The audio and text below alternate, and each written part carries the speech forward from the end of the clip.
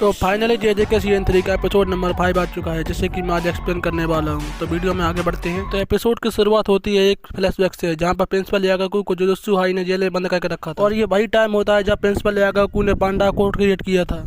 Jujutsu हायरअप्स principal यागाकू से पूछते हैं कि तुमने पांडा जैसे कर्स कॉप्स को कैसे क्रिएट किया। पांडा एक ऐसा कर्स कॉप होता है जो सोच सकता है, उसके अंदर खुद की फीलिंग्स होती हैं। हायरअप्स को डर था कि कहीं प्रिंसिपल यागा इन सब की आर्मी बनाकर हम पर अटैक न कर दे, इस वजह से वो उन्हें जेल में डाल देते हैं। हायरअप्स प्रिंसिपल यागा को एक आर्मी लेवल थ्रेट समझ रहे थे, जिसकी वजह से हायरअप्स उनसे इन्फॉर्मेशन निकलवाने की कोशिश करते हैं, लेकिन प्रिंसिपल यागा उन्हें कुछ भी नहीं बताते, क्योंकि उन्हें पता था कि अगर ये टेक्निक गलत हाथों में पड़ गई तो लिविंग थिंग्स के लिए अच्छा नहीं होगा। अब सीन प्रेजेंट में आता है, जहाँ पर कुसाकावे पांडा को सील से आजाद करता है। पांडा उससे पूछता है कि तुम ऐसा क्यों कर रहे हो, तो कुसाकावे बताता है कि प्रिंसिपल यागा का उसके ऊपर बहुत बड़ा एहसान है। अब कुसाकावा बताता है कि जब उसकी बहन का बेटा मर गया था तो वो बहुत ही ज्यादा डिप्रेशन में चली गई थी, जिसके बाद प्रिंसिपल यागा ने उसके बेटे की मेमोरी को एक कर्स कप में डालकर उसे उसका बेटा वापस लौटा दिया, जिसके बाद उसकी हालत सुधरने लगी। और उसी एहसान को चुकाने के लिए कुसाकावे पांडा की मदद करता है। और यहाँ हायरअप्स गोजो के सील होने के बाद प्रिंसिपल यागाकू को मारने का ऑर्डर दे देते हैं, जिसके बाद वहाँ पर असैसन आता है उन्हें मारने के लिए। और अब वहाँ पर गाकू गांजी भी आ जाते हैं, जो कि प्रिंसिपल यागाकू को मारने के लिए आए थे। और ये वही गिटार वाला बुड्ढा जिसे तुमने सीन 1 में देखा ही होगा। अब यहाँ पर यागाकू बोलते हैं कि गोजो सील क्या हो गया, सबके पर निकल आए हैं। अब सीन कट होने के बाद हमें कुछ देर बाद का सीन दिखाया जाता है, जहाँ पर गाकू गांजी बाबा जी ने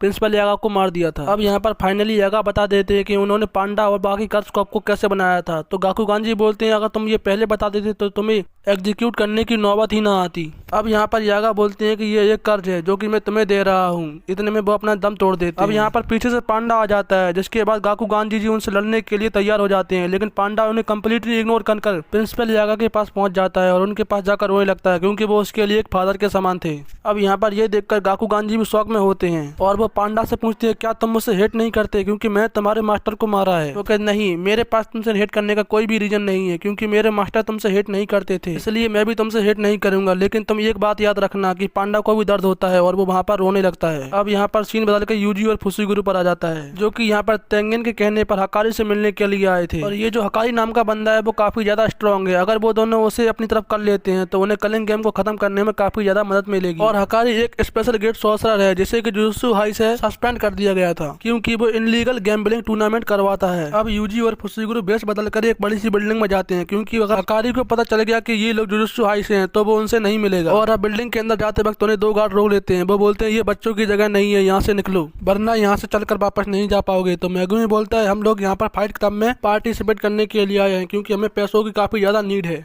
इतना सुनते ही एक बंदा मेगुमी को फेस पर पंच मारता है, लेकिन वो उसके मुंह के आगे आकर रुक जाता है और बोलता है कि यहाँ पर फाइट क्लब के बारे में बात करना मना है, तो बताओ तुम्हें इसके बारे में किसने बताया। तो मेगुमी बोलता है कि मुझे उसका नाम तो नहीं पता, लेकिन मैं इतना जरूर बता सकता हूँ कि मैंने उसे मार दिया है। तो वहाँ पर खड़ा दूसरा गार्ड बोलता है कि वो कोंडो हो सकता है, जो कि 1 महीने पहले गायब हो गया था। तो मेगुमी बोलता है कि तुम एक काम करो, तो मुझे तुम उसके बदले रख लूं। तभी एक गार्ड के फोन पर कॉल आता है, वो कॉल और किसी का नहीं बल्कि हकारी का होता है, उनके बॉस का। इसके बाद वो दूसरे गार्ड से बोलता है कि उस लड़के को छोड़ दो, क्योंकि हमारे बॉस ने उन्हें फाइट करने की परमिशन दे दी है, लेकिन तुम्हें नहीं, उस लड़के को। वो और कोई नहीं बल्कि यूजी होता है। मेगुमी बोलता है ये तो और भी अच्छा है। अब यहाँ पर फाइट स्टार्ट होने से पहले मेगुमी यूजी से बोलता है कि तुम्हें कैसे भी करके इस फाइट को जीतना होगा, क्योंकि हमें कैसे भी करके हकारी का भरोसा जीतना है। मैं यहीं पार्किंग में हूँ, यहाँ से मैं नजर रखूंगा। और अब यहाँ एक रूम में यूजी को एक गार्ड उसके रूल समझा रहा था। इसका रूल नंबर 1 होता है कि तुम किसी भी हालत में फाइट को बीच में छोड़कर नहीं जा सकते, तुम्हें हर हालत में फाइट करनी होगी। रूल नंबर 2, तुम यहाँ पर अपनी कर्स टेक्निक का इस्तेमाल नहीं कर सकते, क्योंकि यहाँ पर दर्शक नॉर्मल सिटीजन्स हैं जिन्हें की कर्स एनर्जी नहीं दिखती है, और इसकी वजह से वो लोग फाइट को अच्छे से एंजॉय कर पाएंगे। इसके बाद वो गार्ड यूजी को फाइटिंग अरीना की तरफ ले जाता है। यूजी अरीना में जाकर देखता है कि काफी सारे लोग आए हैं उसकी फाइट को देखने के लिए और एंजॉय करने के लिए। यूजी भी काफी एक्साइटेड होता है उसके ओपोनेंट से लड़ने के लिए। तभी हम देखते हैं कि उसके सामने से उसका ओपोनेंट आने लगता है, और वो और कोई नहीं बल्कि पांडा होता है। और पांडा को देखकर यूजी और भी ज्यादा एक्साइटेड हो जाता है। उनकी फाइट को और एक्साइटेड बनाने के लिए वहाँ पर एक कमेंटेटर होता है, जो कि काफी बढ़िया कमेंट्री कर रहा था, जो कि कमेंट्री करते हुए बोलता है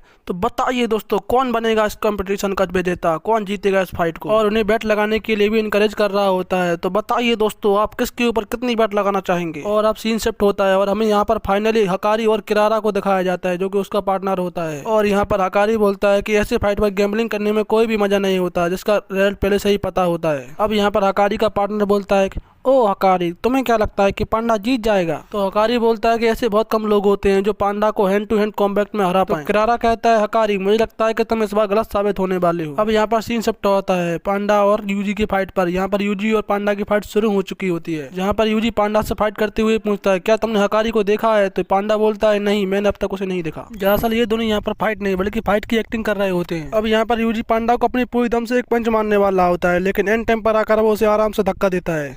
ये लोग बस फाइट की एक्टिंग कर रहे होते हैं और लोगों को एंटरटेन कर रहे होते हैं। एक्चुअली हकारी को माइंड गेम काफी ज्यादा पसंद होते हैं। वो ये देखना चाहता है कि कौन रूल समझता है और कौन सिस्टम के अंदर रहकर फाइट कर सकता है। और यहाँ पर यूजी का बिल्कुल यही गोल होता है कि वो फाइट को ज्यादा से ज्यादा लंबा खींचे और लोगों को एंटरटेन करे। यही उसका प्लान था ताकि वो हकारी के ट्रस्ट को जीत सके, जिससे कि हकारी उसे उससे मिलने के लिए बुला ले और वो हकारी से मिलकर उसे अपनी साइड पर कर ले। और यहाँ पर यूजी ने पांडा को हराकर इस फाइट को जीत लिया था, जो देखकर सारी ऑडियंस शॉक हो जाती है कि आज तक पांडा को कोई नहीं हरा पाया, इस बच्चे ने कैसे हरा दिया। और यहाँ पर हकारी अपने बंदे को कॉल कर यूजी को अपने पास बुलवा लेता है और यहाँ पर जैसा उनका प्लान था सब कुछ वैसा ही हुआ। लेकिन यहाँ पर हकारी को उन दोनों के ऊपर शक हो रहा होता है, इसलिए वो किरारा को मेगुमी के ऊपर नजर रखने के लिए भेज देता है। फिर अगले सीन में हम पांडा को देखते हैं जो कि अकेला बैठा होता है। तभी वहाँ पर मेगुमी आता है और पांडा को अपना सारा प्लान बताकर उसे भी अपने साइड पर कर लेता है। और यहाँ पर मेगुमी मॉनिटरिंग रूम में जाने का प्लान बनाता है जहाँ पर की हकारी बैठा हुआ है। तो यहाँ पर पांडा बताता है कि वो भी मॉनिटरिंग रूम में जाने के कई बार प्रयास कर चुका है, लेकिन वहाँ पर कोई ऐसी टेक्निक का यूज किया गया है कि जैसे ही आगे बढ़ता है लेकिन वापस उसी जगह पर आ जाता है। तो पांडा बताता है कि शायद से ये किरारा की टेक्निक है। अब यहाँ पर यूजी हकारी से मिलने के लिए पहुंचता है तो हकारी बोलता है अगर मैं तुमसे कहूँ कि तुम 1 घंटे काम कर 1 मिलियन वॉन कमा सकते हो। यूजी बोलता है वो सब तो ठीक है, लेकिन ये डिपेंड करता है कि काम किस तरह का है। अब यहाँ पर हकारी यूजी को बताने लगता है कि उसे गैम्बलिंग आखिरकार क्यों पसंद है। फिर हम देखते हैं कि उन दोनों के कन्वर्सेशन के बीच में एक कॉल आता है और इस कॉल को देखकर हकारी समझ जाता है कि कुछ ना कुछ गड़बड़ है और ये कॉल और किसी का नहीं बल्कि किरारा का होता है। लेकिन हकारी यहाँ पर कुछ भी रिएक्ट नहीं करता और अपने ड्रॉर में से जाकर शराब की बोतल निकाल लाता है और वो यहाँ पर यूजी को ऑफर करता है, लेकिन यूजी यहाँ पर मना कर देता है कि वो शराब नहीं पीता।